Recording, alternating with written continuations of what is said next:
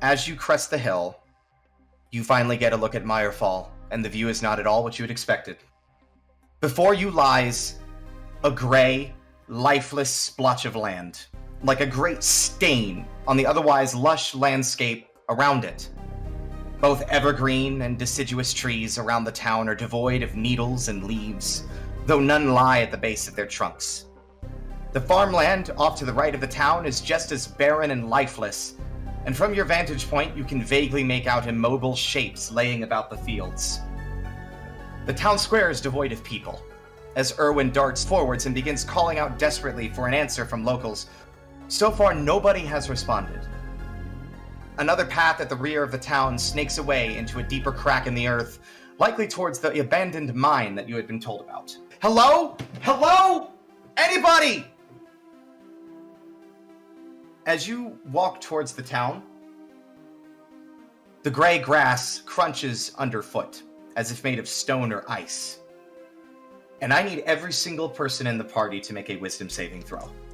Tedlington, Hank, and Thad. For but a fleeting moment, as you stride warily into Myrefall, you are gripped with a sudden fear that you have never had. A feeling of being exposed and vulnerable out in the open that shows no overt signs of being rational or sensible, as if some unseen danger lay above you in the infinite expanse of the sky. In a brief moment of panic, you dart towards nearby buildings, some form of cover to hide yourself so that you are not exposed to the sky above you. Erwin and Garan, despite this overwhelming and unknown fear, you are fortunately able to control yourself. Maybe your fear is quelled by the overcast sky, as if the clouds were protecting you from something you desperately wished to hide from. But for everyone involved, as quickly as the sensation had arisen, it departs, leaving you on edge. While the compulsion to hide is gone, the pervasive feeling of unease remains. Welcome to Myrefall. Get yourself together, Erwin. Okay. Everyone, is something wrong? I mean, aside from the obvious. I'm sorry, boy. This is just a lot to take in. You're telling me. He sort of looks around again, unsure. I've never seen Myrefall like this. I do like to think there's a moment of, silence there as we're all standing. Yes, a feeling of lifelessness. Garan, you're the only one who saved, yes. You did still feel like that fear that you were exposed and vulnerable out in the open, but you were able to, keep yourself under control and not immediately, fall into a panic and try and hide. Based on the actions of the others, I'm gonna just kind of follow suit and assume that I'm missing something. If you don't mind, you had the highest passive perception. As you were turning to inquire or to follow suit, wondering what's going on with the rest of the group, you notice something unusual. The air is very still around here. The wind has died down about an hour before you got here. It's oddly quiet, but you notice a very faint swaying of the tree branches and the surrounding dead trees. Okay. That probably strikes you as unusual considering there's no wind. Erwin approaches the tavern and he sort of looks over the building. Even the tavern is never empty. There's always at least one or two people in here getting drunk. Have any of you seen anything like this before? You're adventurers. Surely you have encountered some weird stuff out there. Nothing like this. Well, I've certainly seen towns where everyone upped and moved away. Over time, bad harvests or even excellent work elsewhere. Maybe that's what happened here. Me and Abby were just here not that long ago. For the summer. There was no sign or plans for that. People don't just up and move en masse without warning. There's plans. People let others know. The Baron would have certainly known. Something far worse is happening here. He walks up to the tavern door, peeks inside before he picks a lantern off of the wall. It's like a handheld lantern, but it's hooked on a metal hook next to the door. And he takes that off and he snaps his fingers and lights the lantern and walks inside. I'll follow him. My character doesn't just get scared very easily. I think he has an idea that whatever happened wasn't magical because of what he is, but he would be I need to kind of go off by myself and come to terms with what just happened to me, because he doesn't feel whether it's natural or not, he doesn't feel like it's natural. So he's going to go try to like bury himself in his work and try to deal with it in his own way. So he's going to go over towards the blacksmith, since that's where they said they needed to check out first, and since Erwin is going into the bar. Is he going to communicate that to the others? Yeah, I'm going to go check the blacksmith. Actually, Thad, could you help me take a look at these trees? They seem to be moving, but without any wind. If you insist. Well, these trees don't have leaves, so the fact that they're moving without leaves and there's no wind, I'm concerned, and you seem to be more inclined in these sorts of solutions. That is true. Usually even like a dead tree would be just kind of like brown. These look more like they've been outright petrified based on the color, or lack thereof. Okay. Thad's going to take a scraping of the bark and kind of see what he gets. Okay. Well, what kind of tool you're using for this? Are you just using like a dagger? Yes, I do have a dagger. You attempt to scrape like a shaving of bark off of the tree, and it's like cutting through a thin layer of ice. It cracks and snaps and breaks under your blade, and the piece that comes off quickly just dissolves into dust in your hand. Well, this matches the crops that were in town turning to dust, and the owlbear and everything else. This matches that. For some reason, it doesn't crumble to dust until it's removed from the tree, but it's the same. All right, thank you. Is the tree still moving, like while they're standing there? Very subtly. When I say it's moving, it's not like super crazy wild. It's like very subtle motions you would be forgiven for not noticing at all. It's just that Garan is supernaturally observant, so... Garan, is there anything else you need from this tree, or... No, I just thought someone should take a look at it. Great. I'll be in the blacksmith's. Thad walks over to the blacksmith's. I'm assuming Hank and Ted are following Erwin into the tavern? I am. Ted, are you? I was staying outside to watch the guys deal with the trees, keeping a long-range eye on everybody. While you are doing that, the inside of the Bitter Glow Bar is deserted. Tables are left in a state of disarray, as if those who had last enjoyed a meal and a drink were never cleaned up after. The food's justifiably stale. Not entirely sure how long it's been sitting out. The place is dark, and it's kind of eerie. Erwin, like, sort of sweeps the lantern's glow around the bar. Nobody in here either. Keep your wits about you, boy. I have a bad feeling. He tentatively, like, walks forward and starts looking around. He heads to the actual bar in the back. Back left is the actual bar with the stools and everything, and like the shelf of all the mugs and alcohol behind it. On the right is a large open space for all the tables, and there's a set of booths on the far right wall for people who want a little bit more privacy when they're enjoying their hard liquor. I'll veer right slightly and kind of help survey the area. You looking for anything in particular, or just gonna keep your eyes open? Yeah, just keeping my eyes open as well as I can. Okay. You don't see anything of note. The booths are empty. I mean, at most you might find a relatively intact piece of food or like a sealed bottle. Nothing else is here. There's no sign of any piles of dust on the floor. But as you're looking around, you hear Erwin take a sharp intake of breath. He turns in your direction and he says, I think... And he turns away, puts his free hand on the bar counter, and promptly vomits on the floor. Okay. Seeing that, I would definitely, without hesitation, go over to see what's wrong. Heading over there, you find a body. It's laying on its back, feebly. Its arms and legs are sort of curled up in a way that they would naturally bend, but almost like you would expect of a dead spider, laying on its back with all its legs curled inward. Several fingers are missing. The right leg is missing from the knee down. The face is twisted and gnarled and really upsetting to look at. The eyes are gone. The mouth is just a large, gaping pit through which you can only see darkness. The entire body is gray. There's various deposits of powder, like the gray dust you've been encountering, around it.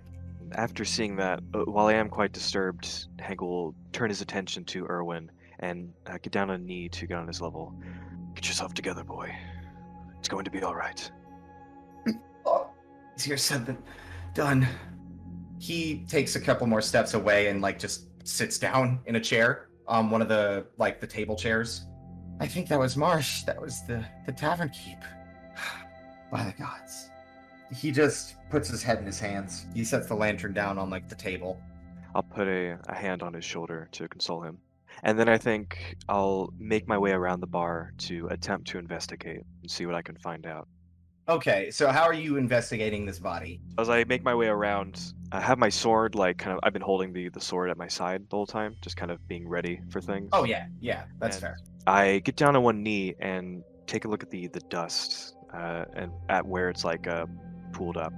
And then I look, and I'm about to reach onto his body to see, like, if he has, like, a tavern key or something of importance on him. Okay, investigation would be the role for that. See if there's anything on the body. Are you trying to be delicate, or are you just, like, looking? I'm trying to not be too disruptive to the body, as it is a dead body, but I'm still being thorough. Okay. Well, you really don't find much of import on him. You do notice while investigating, like, there's shattered glass. Looks like, he might have dropped something. You don't really find a key or anything else that might be of note or of use. While you're doing that, Erwin says, Is this what happened to everybody else? He slams his fist into the table. There's no telling for sure.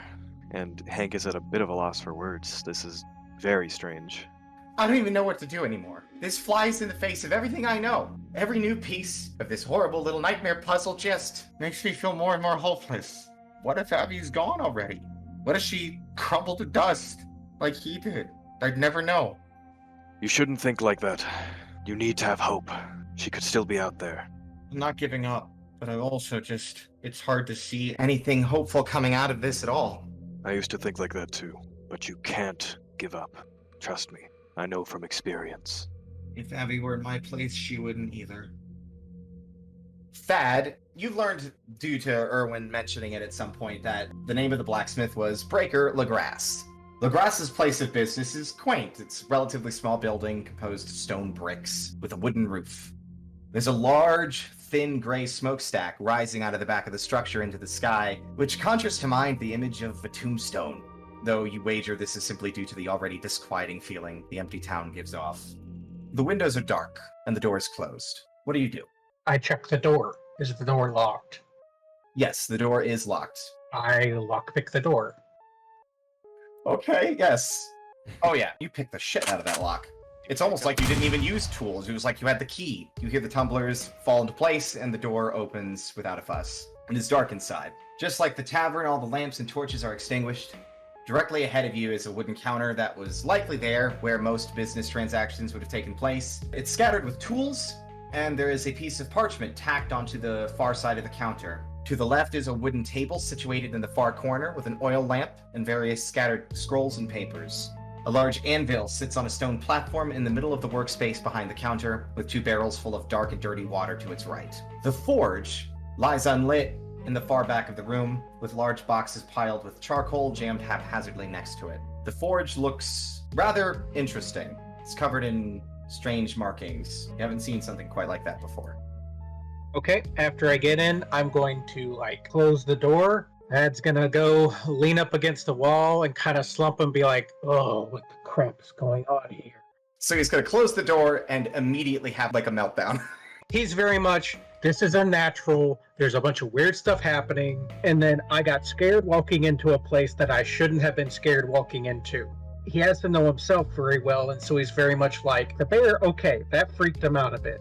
But just walking into a town and seeing the eerie stillness, he's like, okay, that should concern me, that shouldn't have scared me. What is going on here? What is affecting me? And then after he kind of gets a minute to be kind of regain his composure, he's going to go actually search the blacksmith shop. Kind of okay, put this out of my mind for now, deal with what's at hand. And the first thing he's going to check is the parchment. First off, it's written in Dwarvish. Can you read Dwarvish? I assume I recognize that it's Dwarvish, but I can't read it. Yeah. Okay, then he will take the parchment, roll it up, and stick it someplace for later. Tedlington would get a little nervous after seeing what we've seen with the bear and the crows, that Thad has gone into this room by himself and then shut the door behind him, being out of eyesight from anyone. So I think he'll, wander over a little deliberately, but not rush, right? Nothing's wrong necessarily. It would make him nervous that he doesn't know where Thad is or can't see him, and he's alone. So he's gonna walk over and audibly, he's not sneaking, and open the door just to come in as well. You open the door and you see this glowing like blue gem on his gauntlet, and you see his fist like aimed at you. Aha! Oh, it's you. Friend, did I startle you? Just noticed you off by yourself a bit, and after what we've last seen, maybe thought it less wise to be entirely alone. That is a wise point. I'll stay at the door, though. You continue what you're doing. Sorry to interrupt. Actually, I found something in Dwarvish. Can you read Dwarvish? I recognize the language, but I never learned how to read it. Sadly, no. I also cannot speak Dwarvish, or read it for that matter. Correct. Well, we do know that Erwin was the adopted son, right, of the blacksmith here. I'm sure he could help out. Yes, he probably could. We need to show it to him then. Thad will continue looking around the place. He's looking for indications, materials, evidence of any type. He's looking for evidence of someone making stuff to combat a threat. I'm looking for specialized equipment, like specialized materials, specialized alchemical ingredients, metal, something like that. Fantastic. Make an investigation check. Oh, that's Ugh, that's not good at all. Mainly because you're still a little unnerved. Your mind is probably still drifting back to like, why did I freak out? What's going on here? Yeah, so that's keeping you a bit distracted. So the most that you really notice is the little locker behind the counter up against the right wall. It's pretty nice and pretty fancy looking compared to a lot of the other stuff. It looks like a storage locker or a container. And inside there's, I don't know what they would be called, but they're like the hooks that you would like hang weapons on. And there's an armor stand next to it that is noticeably devoid of any armor. He'd look around a little bit more, see if he saw anything else. Is it just 1 story, 2 stories, a basement? It's 1 story. It's just a 1-story flat, no basement, nothing. Correct. There's a door over on the left, but that just leads back outside. That is like, okay. Not a lot of evidence aside from the parchment. Thad, friend, from where you are, do you happen to see any more arrows? Always concerned that my quiver may run dry. Did I find arrows? No, you didn't. No evidence of that. I will say, though, Tedlington, while you're standing in the doorway, do you mind doing a perception check for me? Happy to. 13. You notice about the same things that Thad's been noticing, but at a glance, the thing that stands out to you in this blacksmith is that forge. I mean, it's a forge, but it's also covered in strange markings, and, you know, you've been around the block a little bit. You haven't really seen a forge decorated like that. It's a little bit strange. Thad, friend, have you noticed anything specific about this forge here? Well, it has the strange markings. I haven't gotten to that yet. Oh, if you don't mind, I think I'll come take a little peek. Go ahead. Oh, thank you.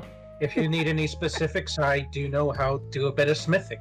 Yes, so he'll start poking around at the forge itself. What is different about it?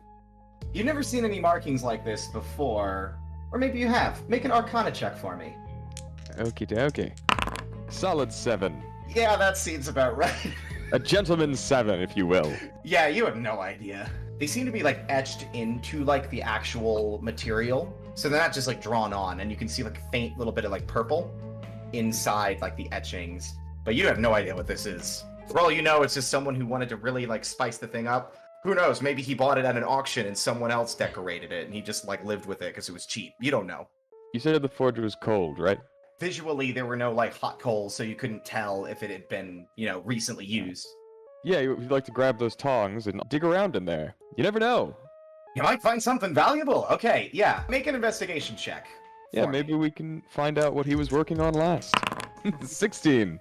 You're rooting around in the coal, and the first thing you do notice is that, yeah, it's cold. Just from like sticking the tongs in there, you don't feel any heat at all radiating off of it, not even a little bit. It's the same ambient temperature as everything else around here, which is like pretty chilly. You were sort of like rooting around and you found something near the bottom, and it's distinctly more solid and hard than like the charcoal. You pull out what looks to be something jet black and strangely shaped. It looks sort of like a curved teardrop. Almost like the dregs of some kind of forging, like a bit of hot metal had like dripped down into the forge and was lost. But it's not any kind of metal you've seen before. It's solid black, and the very minimal light that you can see shining in through the windows reflects off of it and gives off sort of like a colorful hue, almost like opals. It's about the size of a golf ball. Thad friend, you said you're skilled in the art of smithery, yes? Would you take a quick look at this unfamiliar material I've found? And I'd offer it up to Thad from the tongs. We're going to cut back to this. Garan, what have you been up to? Sort of these two sequences have kind of been happening in tandem, so everyone's in their own building doing their own thing. What are you doing out there in the town? The longer I spend mucking with this tree, the more time I don't have to spend thinking about everything else. So I'll investigate the trees more with my cane, poke with the soil. It's surprisingly brittle. Like the bits that you poke with your cane leave like a cane-shaped indent, like the tip, and crunches, almost like dry leaves. I'll move towards the tavern, following after Hank. You find Erwin seated at one of the tables with Hank nearby trying to console him. Not really sure what's going on in here. Ah, Garan, there you are. Have you found anything useful? Not a damn thing. That's too bad. Where do you think we should look next? The other two are mucking about in the house down the way. The blacksmiths? Erwin turns to look at you. I saw a chimney. Could be. He stands up. He doesn't look like he was crying, but it looks like, he's not doing great. If I sit here and mope, nothing will get done. Let's go. So he promptly marches past Garan and out the door. So I guess everyone's heading to the blacksmiths then? Seems like it. Before I head out, I want to take a look around the tavern, make sure I'm not missing anything. Investigation. Check. 15. You find about the same stuff that Hank was able to discover earlier, just, half-eaten food, sealed bottles of booze, and a body. The same shriveled, gray body that made Erwin sick and that Hank had investigated afterward lies curled up on the floor behind the bar. What sort of outfit? Just commoner's clothes, a little bit nicer than you would expect, probably something you would see like a tavern keeper or a bartender wear. Like the vest, the brown vest, and like the white sleeves. It definitely seems like not in the best of shape. Okay. I'll head out and follow them. So everyone's reconvening in the blacksmiths. Thad, you are handed the piece of metal at the same time that Erwin opens the door. Unless Tedlington didn't close it behind him, in which case he just walks in. Is my back to the door? I would say you're more facing towards the left side of the room. Like you're facing towards the anvil because you were looking at the armor stand. So I would see him walk in the door. Out of the corner of your eyes, yes, you would. Okay, then we're fine. He looks around and he's like, did you find anything? Hopefully. He pauses for a minute and he looks like he's gonna be sick before he shakes his head. You didn't find a body, did you? No. We did not find a body. Do you know how to speak Dwarvish or read it? Yes, I can. Wonderful. Pulls out a parchment. Here, read this. This was up on the wall over there. Oh, okay. He takes it and he looks at it. And then while he's doing that, I'll look at what I've been handed. Just trying to figure out what specifically this metal is and if it has any special meaning or what it would be. In the meantime, Erwin sort of reads over the paper first, sort of his eyes tracing along the lines and his face, seeming a bit tired. And then he reads it aloud for everyone else's benefit. October 31st. It feels like I'm close to understanding this abominable mess. But also that the closer I get, the closer I creep towards the edge of that horrid abyss of knowing something terrible. I cannot go to Maliborough, but I have experience. Those missing don't. Tonight I gather my gear and head into that cave. By the gods, I will get to the source of this nightmare and put it down. Abigail, I've left this out in the hopes you'll find it. You and your brother are smarter than this old bag of bones, but you're both as stubborn as stone. If I'm not here when you find this, do not come after me. Leave this place and get help. From the militia, the Baron, somebody. Do not put your lives at risk for an old fart like Breaker the Grass. He slumps down. Of course you would go and stick your nose in this, stubborn old man. Was there any sign of Abby? He turns to Thad and Tedlington since you were here first.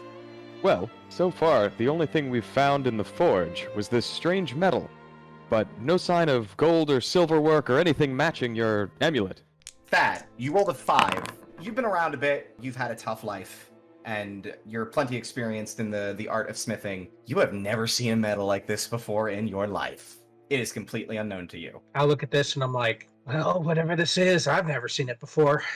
Erwin says, "Oh, I didn't realize it was that uncommon. They used to mine that out of the mountains about 20 years ago. They stopped shortly before me and my sister were born. Breaker called it opalescent iron. I don't know if that's the actual name or that's just what he liked to call it. He had to commission that forge to even do anything with it. What does this special metal do? Your guess is as good as mine. It's just very sturdy. It takes a lot to heat up and to forge. It's just an abnormally high grade of iron, essentially. There's no special things it's used to kill or do or special abilities it has. It's just good iron. I wouldn't be able to tell you. I'm not the blacksmith. I'm a wizard. Breaker would be the one to answer that. I just know you have to get it super, super hot to even do anything with it. Well, I suppose we could take it with us. We may hopefully find Breaker, or maybe your sister, when we find her, will know something about it. Yeah, hopefully. Since this was the last project in the forge, I'm sure there must have been a good reason. Thad will pocket the item. Erwin rolls up the paper and sticks it in his bag. But before he does that, he sort of like looks at it and he says, "It looks like he tore this out of his journal. I don't know why he wouldn't have just left the whole thing. Certainly would have been more helpful to know what was going on." There was no sign of my sister? You are looking at all the signs we have, right there. Yes, we have. We've found, actually, if anything, we've found a conspicuous lack of anything. It seems even the previous materials, projects, armor and weapons are all gone. He did say he was going to sort everything out, so I guess it makes sense he'd bring his equipment. What did you all find? Across town? His face grows a bit pale. We found a dead body. The tavern keep. One that hasn't turned to dust yet? That's an improvement. It's, I wouldn't... Part of a body that hadn't turned to dust yet. Yes. Well, it's still more than we had before.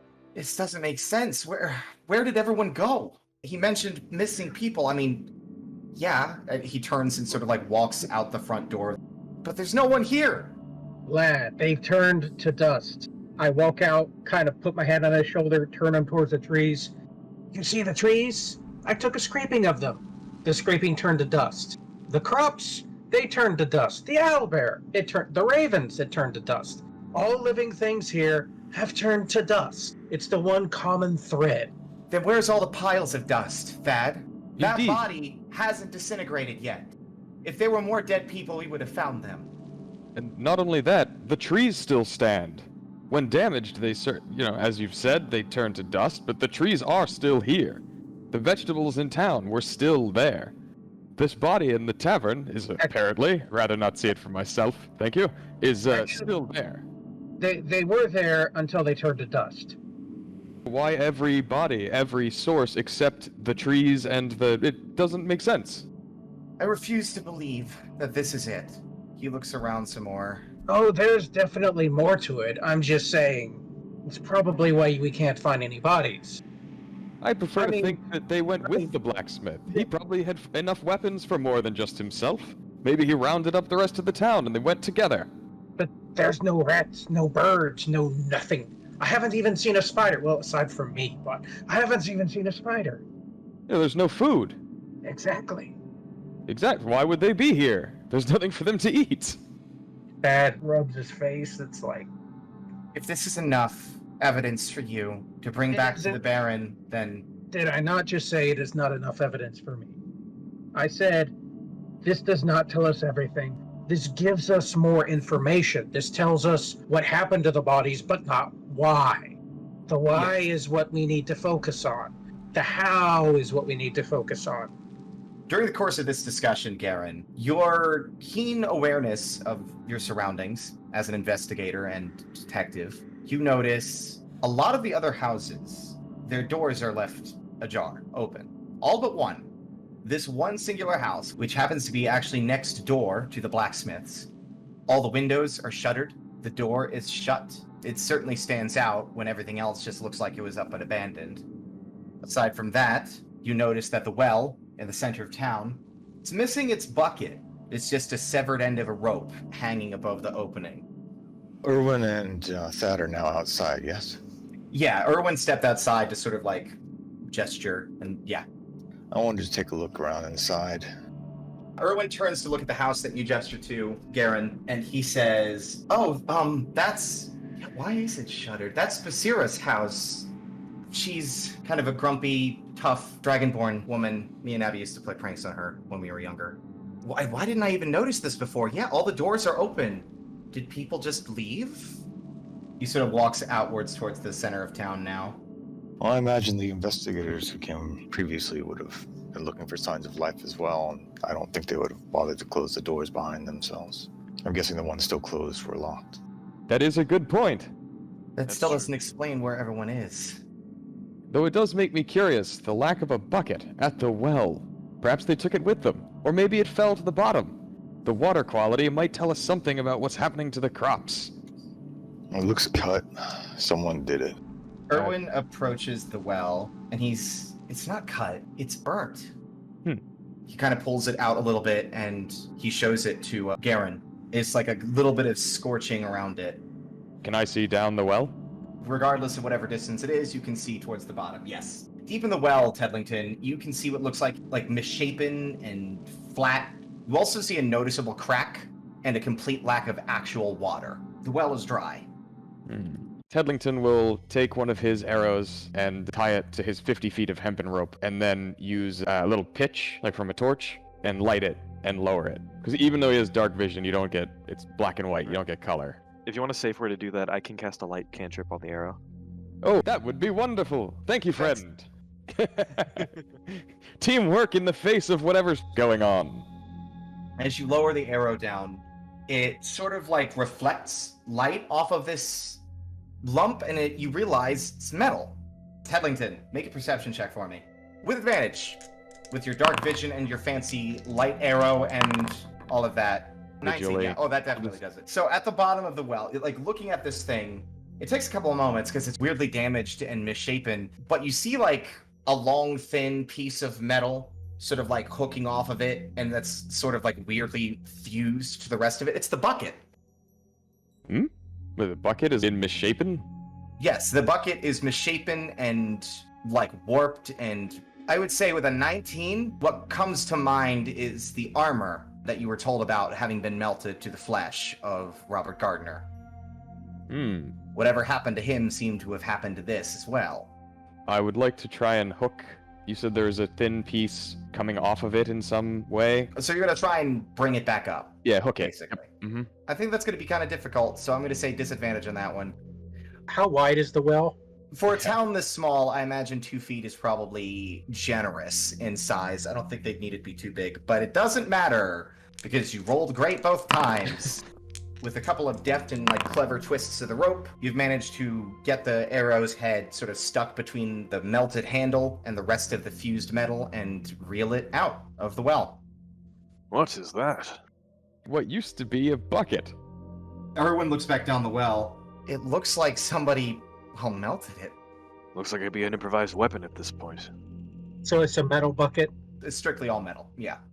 Is it made of regular, iron or steel or aluminum rather than that strange metal? It's iron, yes, correct. Did it uncover anything down there?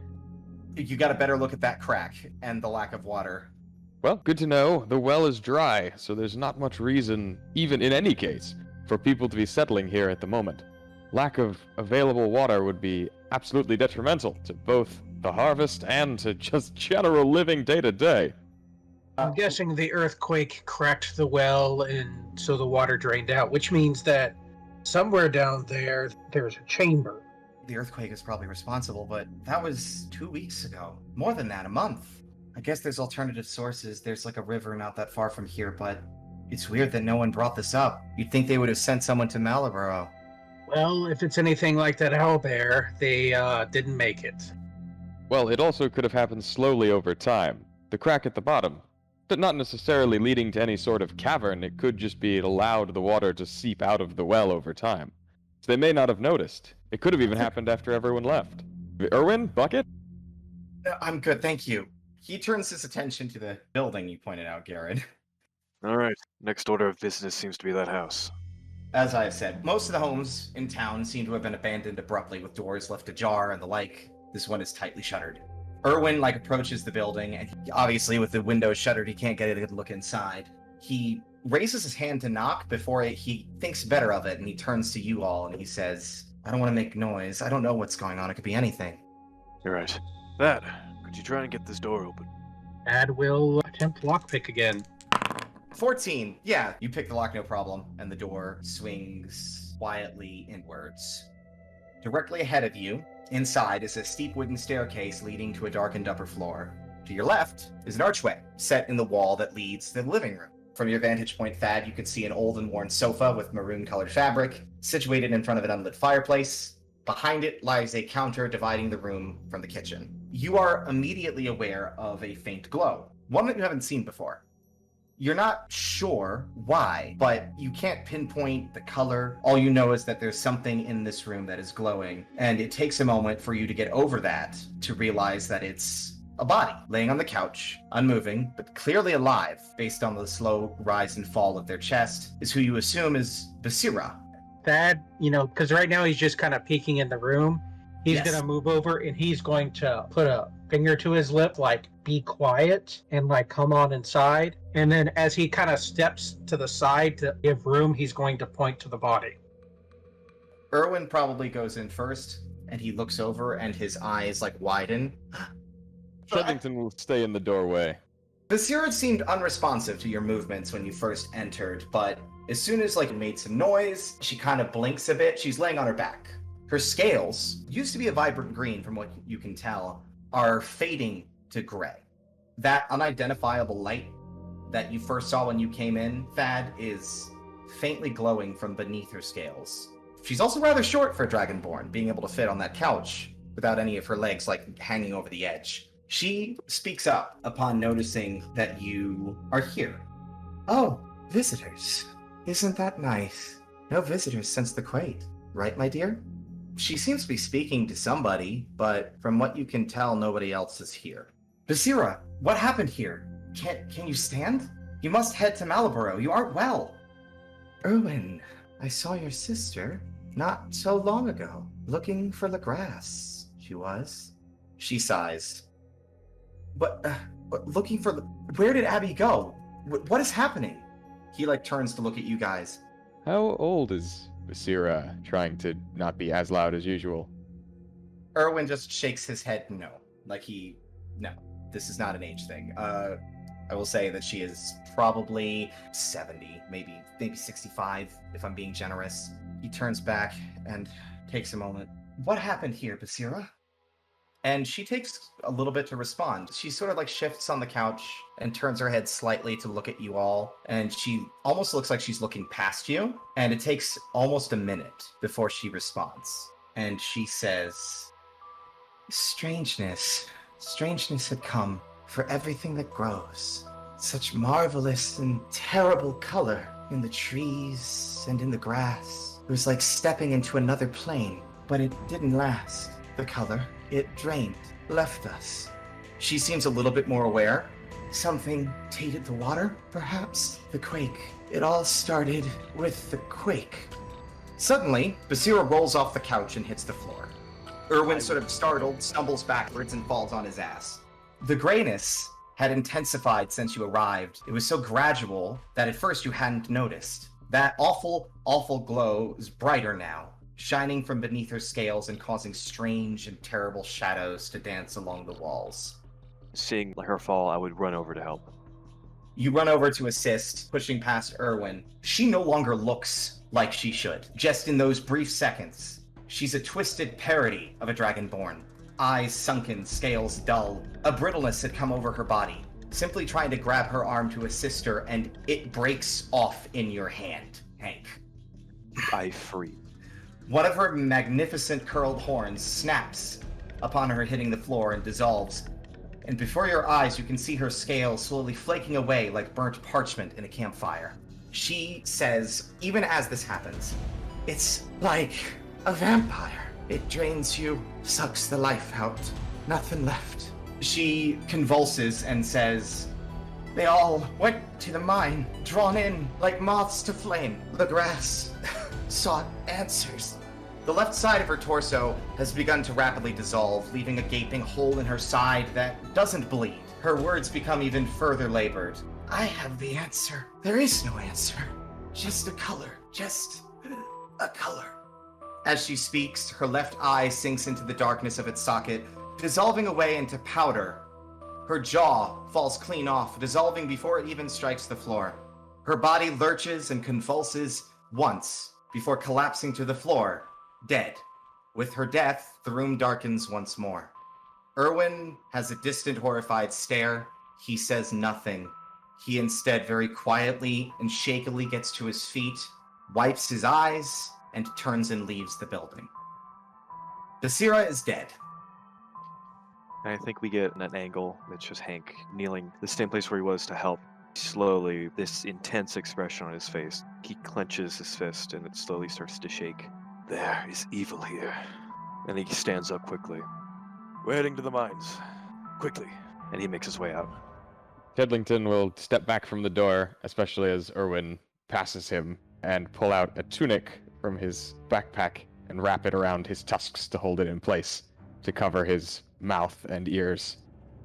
How did Thad respond? Just stock still. And he's kind of like, his emotional side has kind of like completely cut off right now. And he's just kind of thinking, well, this is cursed. He's in shock. But he's so shocked he's like numb to the emotion. Garan, how are you handling things? I am compartmentalizing as best I can. First impression is that she lasted longer than, well, anybody that we've come across so far. So I wanted to take a look and see if there's anything on her, around her, that sets her apart, or this place apart from everything else we've seen so far. Yeah, let's go ahead. You can make an investigation check just to look around the house and to see if there's anything on her person. We can use that check for both. Wow. You don't really find anything unusual about this woman's home. It seems very, quaint. It reminds you, honestly, a little bit like that of a grandparent. You get this general vibe of like an elderly person's home. Other than that, there's no magical item or anything that would have like given her unusual vitality. If anything, the best that you could probably guess is that Dragonborn are made a little bit sterner stuff than regular people. So that might be the only reason that she lasted this long. Erwin is standing outside. At this point, it is now getting noticeably dark. The sun is setting. The sky is still overcast. The town is starting to get an eerie shroud cast over it by the mountains. Something seems different about Erwin this time. He's had a little bit of like a freak out in a couple of moments here. He's thrown up. He's generally seemed to be kind of like weak-willed. But he looks over the town around him, and then he looks down at his own hands, and then you could see him like close his fists, take a deep breath, and then he puts his hands down and he turns to you all. I need to find my sister, and I need to find her alive or whatever remains of her body. At this point, I think you have all that you could possibly need. You don't have to stay here and put yourselves in danger, whatever might be down there. I'm sure the Baron would be happy with what you've found already. But I'm not going back. Not until I know what's going on. Then that makes two of us. He seems a little bit surprised, honestly. I know how I would be if it was my family in trouble, so I'll go as well.